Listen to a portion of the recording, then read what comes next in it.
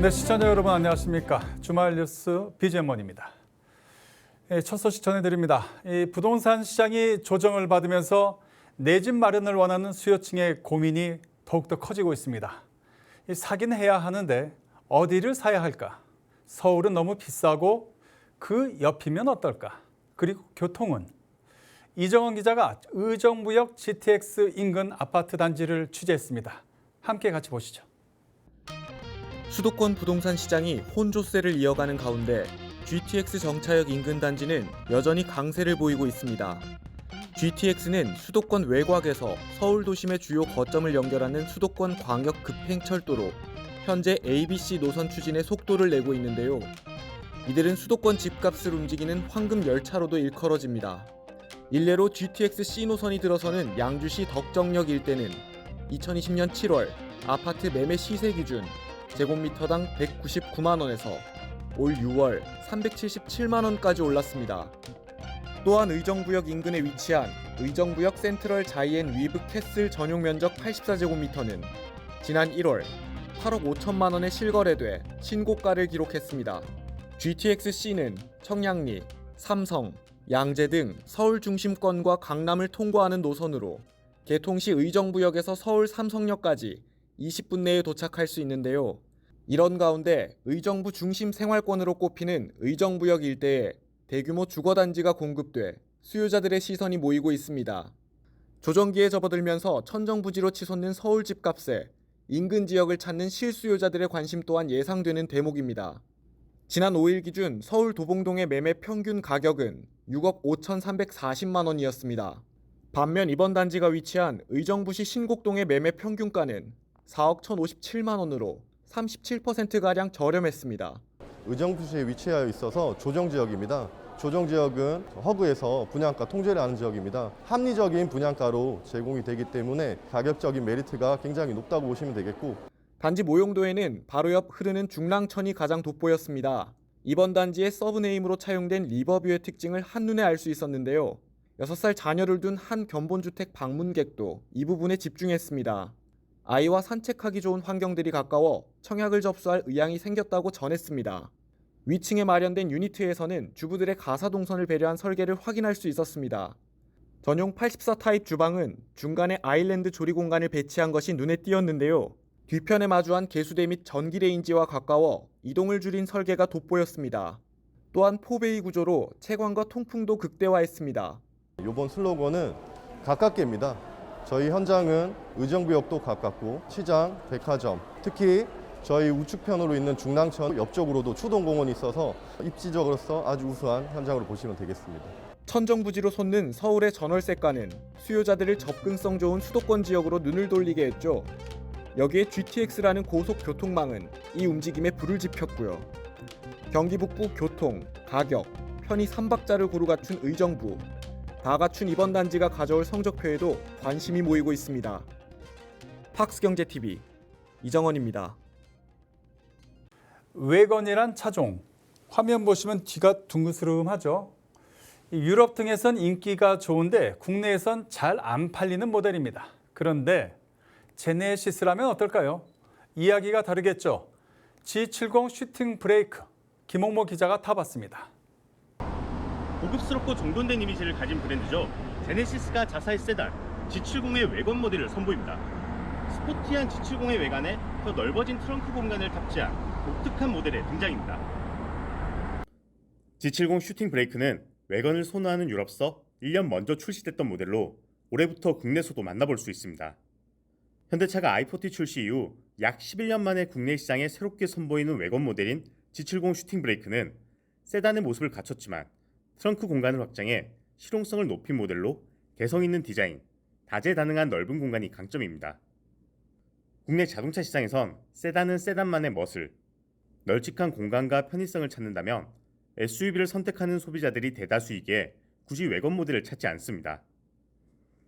지난해 국내 외관 판매량은 3,168대로 기업 입장에서 수입성을 기대하기엔 낮은 수치인데요. 소수이지만 국내에서 외관을 원하는 매니아들의 목소리에 응답하고 고객 선택의 폭을 넓히기 위해 국내 판매를 시작한다는 제네시스의 설명엔 흥행 여부를 떠나 고개를 끄덕이게 됩니다. G70 슈팅 브레이크는 가솔린 2.0 터보 단일 파워트레인으로 운영되며 최고 출력 252마력, 최대 토크 36.0kgm, 복합 연비는 리터당 10.4km를 갖췄습니다. 외건의 존재 이유라고도 할 수 있는 트렁크 공간, G70 슈팅 브레이크의 기본 적재 용량은 465리터, 최대 용량은 1535리터입니다. 테일게이트를 적용해 세단 대비 트렁크 공간이 40% 증대되었습니다. 또한 전체 폴딩이 가능한 424 시트를 통해 넓어진 공간의 적재성뿐만 아니라 휴식 공간으로도 활용될 수 있도록 전용 에어매트를 개발하여 아웃도어 취미를 즐기시는 고객의 니즈를 충족할 수 있도록 하였습니다. 외건 필패라고 불리울 만큼 저조한 성적표를 연이어 받아온 국내서 외건 시장 외연 확장을 꾀하는 제네시스 행보에 시장의 관심이 집중됩니다. 팍스 경제TV 김홍모입니다.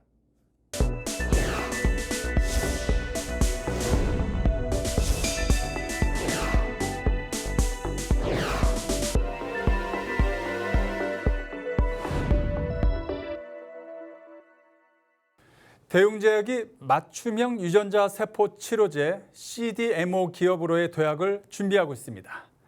이 시장은 2030년 20조까지 성장할 것으로 예상되고 있는데요. 대웅제약의 류재학 R&D 본부장을 김효성 기자가 만나 비전을 들어봤습니다. 연구원이 직접 생산에 참여해 고품질의 제품을 직접 생산해주는 맞춤형 서비스. 대규모 임상과 풍부한 인허가 경험을 갖춘 대웅제약의 CDMO 시설은 향후 CDMO 시설의 표본이 될 것이라고 자신하고 있는데요. CDMO 시설의 명품화를 지향하면서 글로벌 넘버원 헬스케어 기업을 추구하는 대웅제약만의 차별화된 전략, 류 본부장이 소개합니다. 저희가 추구하는 이 CDMO 사업의 영역 자체가 유전자 제조합에 대한 분야입니다. 이런 분야들은 단순하게 제조사들만 필요한 것들이 아니라 개발 입장에서도 필요한 허가들을 취득했다는 것들이 의미가 있고요. 이런 세 가지 허가를 취득한 회사는 많지는 않습니다. 결국은 인허가를 받거나 판매를 한다는 게 중요한 것 같습니다. 단순하게 생산이 아니라 연구에 필요한 것들 또는 개발에 필요한 것들, 인허가에 필요한 것들을 대웅제약 같은 경우는 글로벌 회사로서 미국에 대한 승인 경험도 있고요. 그런 기반으로 얼리 스테이지부터 마지막 단계까지의 어떤 지원을 할 수 있다는 측면에서 저희가 경쟁력도 있고 다른 회사들이 갖지 못한 차별성이라고 말씀드릴 수 있겠습니다. 저희가 지금 집중하고 있는 유전자 세포 치료제는 아직 상업화가 되는 경우가 많지 않습니다. 아직까지 유전자 세포 치료에서는 연구 개발에 초점이 많이 맞춰져 있기 때문에 그런 대규모 시설이 필요한 게 아니라 인허가에 필요한 어떤 연구 개발에서 그거를 다음 단계로 올려줄 수 있는 그런 경험, 그다음에 거기에서 뭔가 컨설팅할 수 있는 능력들, 개발과 임상, 허가에 대한 능력들이 더 필요하고요. 그런 것들을 갖추면서 연구자나 어떤 개발자 관점에서 지원할 수 있는 사업의 컨셉을 갖는 건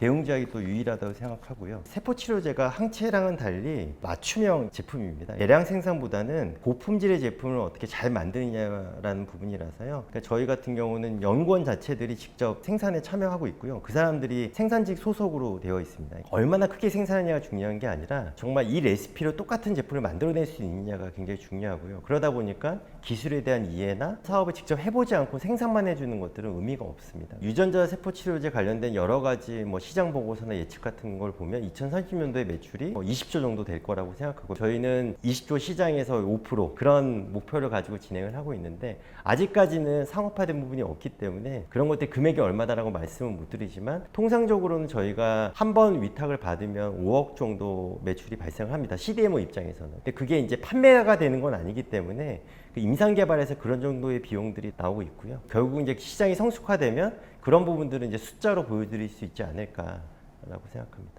결국은 의약품의 시장이라는 것들이 이제 대중의약품에서 맞춤의약품으로 갈 거라고 생각을 하고 있습니다. 우리가 여기에 대한 연구 개발이나 실제적으로 여러 가지 기여를 해야 된다는 부분들은 대웅제약이 믿음을 갖고 있기 때문에 이런 부분을 통해서 글로벌에서 넘버원 할 수 있는 헬스케어 기업이 되겠다는 부분의 전략을 가지고 있습니다.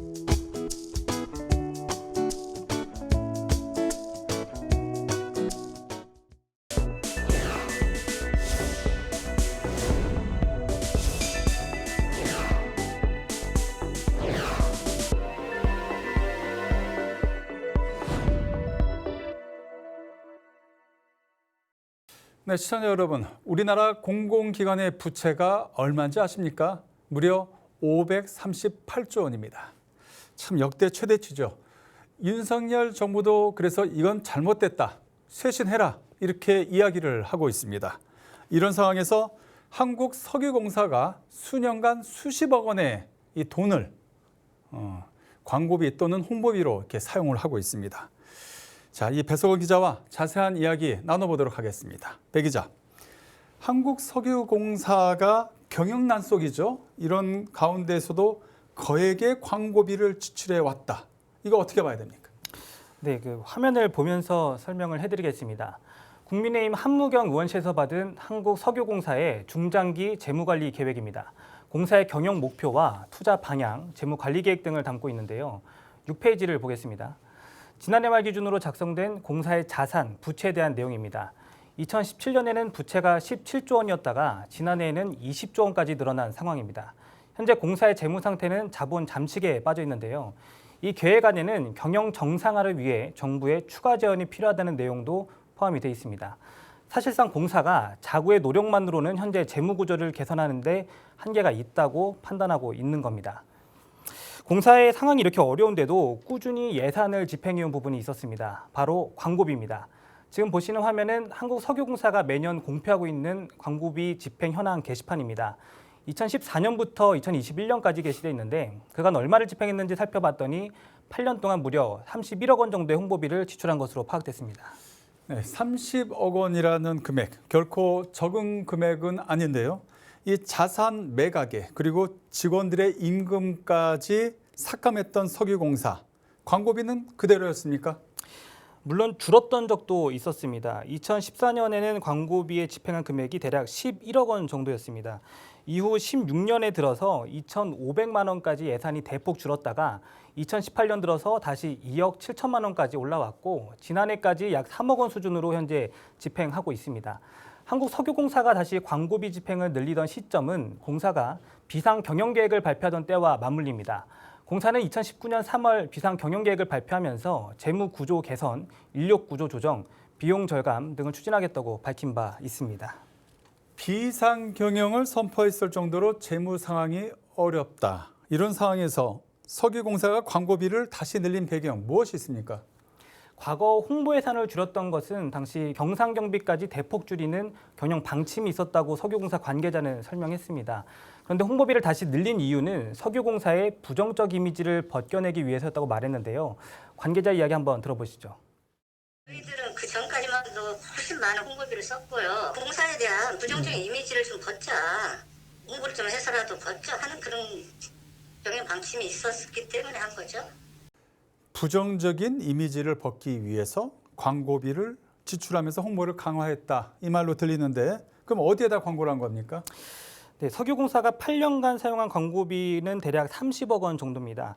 이 내용을 좀 살펴봤더니 이 중 29억 정도가 신문 광고로 쓰인 것으로 파악됐습니다. 나머지 금액은 방송 광고와 기타 학계 광고로 집행한 것으로 확인됐습니다. 자세한 내용을 확인하기 위해서 공사 측에 좀 질의를 했었는데 정보 공개 청구를 하거나 공문을 통해서 요구하라는 답변이 돌아왔습니다. 한국석유공사는 아시다시피 부채를 20조 원이나 안고 있는 그야말로 비상 경영 상황입니다.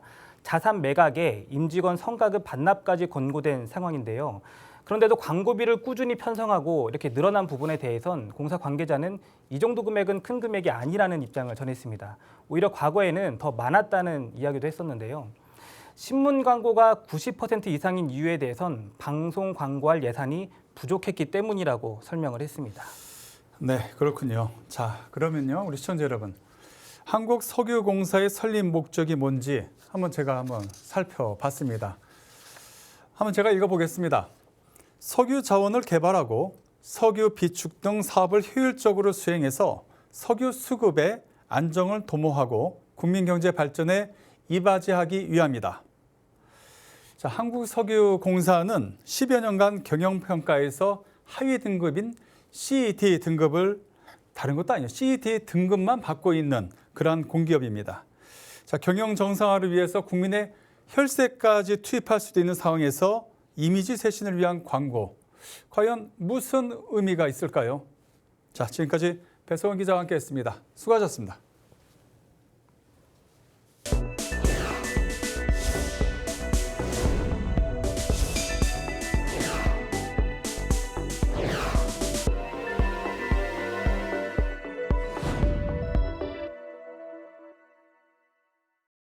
이 늦장마로 인해서 온 나라가 난리가 났습니다. 자, 피해들 많이 없었는지 모르겠습니다. 걱정이 됩니다. 자, 이번 집중호우로 인해서 침수 피해가 잇따르면서 이 손해보험 업계의 부담이 커질 것으로 보입니다. 좀 더 자세히 알아보도록 하겠습니다. 박현성 기자 나와 있습니다. 어서 오십시오. 자, 박 기자, 먼저 자동차 침수 피해와 관련된 이 집계 피해 규모 어떻습니까? 네, 수도권에 내린 폭우로 인해 차량 침수 피해 신고가 폭주했는데요. 손해보험협회에 따르면 10일 오후 6시 기준 접수된 피해 차량은 8,600여 대로 피해 금액만 1,184억 원에 이르는 것으로 파악됐습니다. 특히 강남과 수도권 일대로 피해가 집중되면서 5억 원이 넘는 고급 외제차부터 스포츠카까지 2,800여 대의 외제차가 침수 피해 접수된 것으로 알려졌습니다. 손해액만 691억 원으로 전체의 절반을 넘는 수준인데요. 삼성화재의 경우 11일 오전 7시까지 3,167건의 침수 차량이 접수됐습니다. 추정 손해액은 511억 원 규모입니다. 이 가운데 외제차가 1,142건으로 추정 손해액만 322억 원에 달했습니다. 다른 대형 손해보험사들의 손실도 상당히 컸는데요. DB손해보험은 11일 오전 9시 기준 총 1,700여 대의 침수 피해가 접수됐고 추정 손해액만 211억 원에 달합니다. 현대해상의 경우 같은 날 오전 7시까지 접수된 피해 차량이 1,450여 대로 손해액은 155억 원으로 추정됐습니다. 보험업계 관계자 멘트 한번 들어보시죠. 이번 폭우는 예기치 못하게 큰 피해로 이어지고 있는 상황입니다. 지역에 따라서 폭우가 계속되고 있는 곳들도 있어서 얼마나 피해가 계속될지에 대해서는 가늠하기 어려운 상황입니다. 네, 침수 차량 보험 접수에 시간이 소요된다는 점을 고려했을 때 침수 피해 접수가 계속 증가할 것으로 보입니다. 자, 계속 증가하겠죠. 자, 그렇다면 이 침수 차량에 대한 보상금 지급 어떻게 됩니까? 다 보상을 받을 수 있게 되는 건 맞습니까? 네, 침수 차량의 경우 자기 차량 손해담보에 가입돼 있다면 침수 피해 보상을 받을 수 있습니다. 주차된 차가 침수로 인해 파손되거나 침수 지역에서 운전 중 파손된 경우가 해당되는데요. 보험금 신청일 기준 평가한 차량 가액만큼 보상해 줍니다. 특히 전기차 같은 경우 미리 자기 차량 손해담보를 드러났다면 일반 차량과 똑같이 보험 혜택을 받을 수 있게 됩니다. 박인규 손해보험협회 자동차보험부 보상팀장 말 들어보시죠. 차량이 전부 파손됐을 때는 저희 손해보험협회장이 발행하는 자동차 담보손해 증명서를 받으실 수 있으십니다. 보험사에서. 그 침수가 돼서 새로운 차를 구입하실 때 취득세를 감면을 받을 수 있으십니다. 대신에 그 같은 차량, 동급의 차량을 구매하실 때 받을 수 있으신 거고요. 다만 차 안에 놔둔 물품에 대해선 보상을 받을 수 없는데요. 자동차 창문이나 썬루프를 열어놨다가 빗물이 들어간 경우 통제 지역 진입같이 운전자 과실이 명백하면 보상을 받을 수 없게 됩니다. 사고 접수 이후 보험금 지급까지 통상 12일의 기간이 소요됐는데요. 손해보험업계는 이번 집중호우로 인한 피해에 대해 최대한 신속히 보험금을 지급할 예정입니다. 자, 지금까지 자동차 침수에 대해서 이야기를 해봤고요. 이제 계속해서 그러면 이제 주택 그리고 상가 여기에 대한 침수 이거는 어떻게 되는 겁니까? 폭우로 인해 집이나 상가가 침수된 경우도 많이 발생했는데요. 중앙재난안전대책본부의 10일 발표에 따르면 사유시설 가운데 주택과 상가 침수는 2,676동에 달하는 것으로 확인됐습니다. 정부에서는 특별재난지역으로 지정된 곳에 재난지원금을 정액제로 지급하고 있는데요. 지원금 액수는 통상 100만 원에서 1,000만 원대 수준입니다. 또 풍수해 보험에 가입했다면 침수 보상을 받을 수 있는데요. 중앙정부와 지자체에선 보험료의 최대 92%를 지원하고 있습니다. 하지만 풍수해 보험의 서울 지역 가입률은 0.13%에 불과해 보상을 받을 수 있는 사람은 극히 적을 것으로 보입니다. 이 밖에 민영보험이 주택화재보험 안엔 풍수재특약과 재산종합보험도 있지만 이마저도 가입률이 낮은 상황입니다. 자, 어쨌든 간에 이제 침수 피해에 대한 보상액은 커질 수밖에 없다 이렇게 생각이 되는데 그럼 손해보험사 입장에서는 뭐 덩달아 이제 부담이 커질 수밖에 없는 거 아니겠습니까? 네, 손보사들은 코로나19 사태로 자동차 운행이 줄면서 자동차 보험 손해율이 낮은 수준을 유지한 상태였습니다. 통상 여름철에는 장마와 태풍, 휴가철 통행량 증가에 따라 손해율이 상승하기 마련이었는데요. 차량 침수 피해는 자동차 보험 손해율에 직접적인 영향을 주는 사안이어서 이번 폭우 피해로 인해 자동차 보험 손해율이 1에서 2%가량 오를 것으로 보입니다. 이에 따라 손해보험사의 실적에도 부정적인 영향이 불가피할 것으로 보이는데요. 이번 무더기 침수 피해로 자동차 보험료의 인상 가능성마저 제기되고 있습니다. 네. 아무쪼록 이번 사태 잘 마무리되고 좀 힘드셨던 부분들 잘 이렇게 아물었으면 좋겠다는 생각 듭니다. 자, 박현성 기자였습니다. 수고하셨습니다.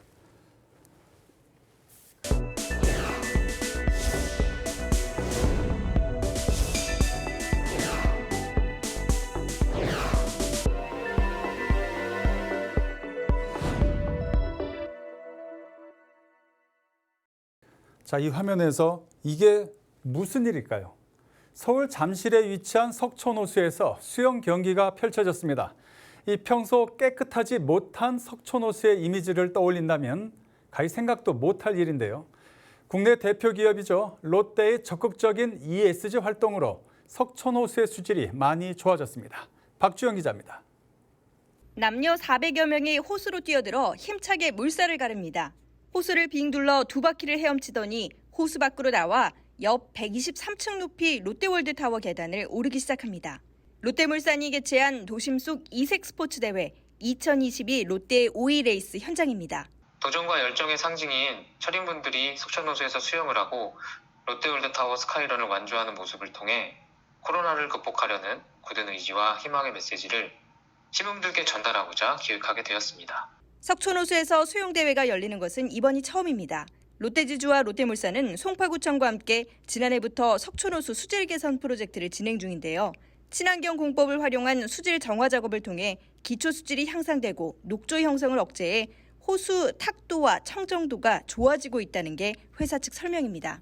실제로 대회를 앞두고 전문기관에서 수질 검사를 의뢰했는데 국제 트라이애슬론 연맹 기준 매우 좋은 수질 판정을 받았습니다. 솔직히 그냥 물이 별로 안 깨끗할 거라고 예상을 했는데 지금까지 나와본 대회 중에서 물이 가장 깨끗해서 놀랐습니다. 롯데물산은 이번 대회가 일회성에 그치지 않도록 석촌호수 수질 개선에 힘쓰는 한편 더욱 풍성한 대회를 만들어 나갈 수 있도록 하겠다는 계획입니다. 팍스경제TV 박주연입니다. 레벨 4와 레벨 5 자율주행 시범 사업에 들어간 미국, 중국 등과 달리 우리나라는 자율주행 생태계 구축 준비가 미흡하다는 지적이 나오고 있습니다. 이 정부와 완성차 업계 관계자들이 한자리에 모여서 의견 조율에 나섰는데요. 현장의 목소리 김홍모 기자가 담았습니다. 현대자동차가 레벨 3 수준의 자율주행 기술을 탑재한 G90를 연말 출시합니다. 이는 일본의 혼다 레전드, 독일의 메르세데스 벤츠 S클래스에 이어 세계에서 세 번째 레벨 3 자율주행 양산차입니다. 허나 고도 자율주행 단계인 레벨 4는 선두 주자들보다 기술력이 뒤처진다는 평가입니다. 저희가 2025년에는 자율주행 버스 셔틀 서비스를 시작하고 27년에는 대부분의 도로에서 운전대를 잡지 않고도 운행을 할 수 있는 레벨 4 자율차를 우리 국민들이 이용할 수 있도록 필요한 모든 것을 준비하도록 하겠습니다. 를 하려고 하는 걸로 알고 있고 업계도 그렇게 준비하고 있는 걸로 알고 있는데 이게 더 단축이 되는 게 필요하겠죠. 현대자동차나 우리의 그 조그만 스타트업들까지도 한국이 아니라 미국에서 실증 테스트를 하고 있는 거에 대해서는 우리가 좀 생각해 볼 점이 있지 않는가 이런 생각이 듭니다. 레벨 4 같은 경우에는 소유자한테 직접 판매를 하기보다는 서비스 제공의 형태에 좀 포커스를 맞춰주고 있습니다. 그래서 대표적으로 무인 배달, 로봇택시, 그리고 물류 배송, 군집 주행 같은 경우가 있습니다. 한국이 경쟁력이 있거나 확보할 수 있는 분야에 대해서는 지속적인 투자, 그리고 인력 양성, 연구 등의 전략적 대응이 필요할 것으로 보입니다. 선도 국가들과 격차 축소를 위한 R&D 확대와 주행 데이터 축적을 위한 규제 완화, 제도 정비가 시급하다는 업계의 목소리가 정책 변화를 이끌어낼 수 있을지 귀추가 주목됩니다. 팍스경제TV 김홍모입니다. 암을 조기에 진단하기 어려운 이유는 여러 가지 이유가 있겠지만 아무래도 절차도 복잡하고 검사 내용도 또 많다는 것 아닐까 싶습니다. 하지만 앞으로는 피만 뽑아서 검사해도 이 암을 제대로 진단할 날이 멀지 않은 것 같습니다. EDGC 신상철 대표를 김효선 기자가 만나 취재했습니다. 액체 생검을 통해 암을 조기 진단하는 기술 개발이 가속화하고 있습니다. 이원다이 에그노믹스는 자사가 개발 중인 액체 생검 기술 온코캐치가 현재 가장 정확하게 주요 암을 진단해낼 수 있으며 아주 미량의 암 유전체가 혈액 속에 섞여 있더라도 정확하게 찾아낼 수 있다고 강조했습니다. 이는 회사가 보유하고 있는 샘플 간 간섭 배제 특허를 통해 가능한 기술이며 특히 글로벌 선도 기업인 그레일과 비교해도 대장암과 폐암, 유방암 등 주요 암종에서 민감도와 특이도가 10%에서 20% 높이 나타나고 있다고 밝혔습니다. 그레일은 메틸레이션 분석법으로 제일 먼저 시작해서 성공했다고 선언한 회사 중에 하나입니다. 그래서 그쪽에서 발표한 이제 정확도하고 비교를 해보면은 저희 정확도가 10%에서 20% 정도 암종에 따라서 더 높은 것으로 측정이 됩니다. 우리가 쓰는 메틸레이션 민감성 제한 요소법은 DNA를 망가뜨리지 않고 암 유전자만을 선택적으로 분석할 수 있는 장점이 있기 때문에 EDGC는 특히 온코캐치의 암 조기 진단이 정부 주도 미래 핵심 산업 R&D의 3대 신사업 분야에 선정되면서 상용화의 속도가 붙은 상태라며 향후 액체 생검의 전 세계 260조 원 시장에서 온코캐치가 1조 1,000억 원 이상 확보할 것으로 자신했습니다. 또한 이를 위해 국내 식약처 체외 진단기기 3등급 승인 절차를 진행하고 있으며 미국 CLIA와 유럽 CE-IVD 인증을 진행 중에 있다고 밝혔습니다. 매년 액체 생검 시장은 대략 200조에서 300조 시장으로 커질 거고요. 현재 지금 온코캐치 액체 생검 상용화를 위해서 FDA 승인 절차를 진행 중에 있고요. 각 나라별로 승인을 빠르게 진행해서 전 세계적으로 액체 생검을 글로벌로 확장하려고 하고 있습니다. 아울러 회사는 기존의 국부적인 검사의 한계를 벗어나 한 번의 혈액 검사로 모든 암을 초기에 검진하고 액체 생검이 표준 건강검진으로 자리 잡을 수 있도록 관련 기술을 더욱 고도화하겠다고 전했습니다. 팍스경제TV 김효선입니다. 네, 이상으로 BGM머니를 마칩니다. 다음 주에도 우리 기자들이 발로 뛰는 생생한 현장의 모습 우리 시청자 여러분께 전해드리겠습니다. 고맙습니다.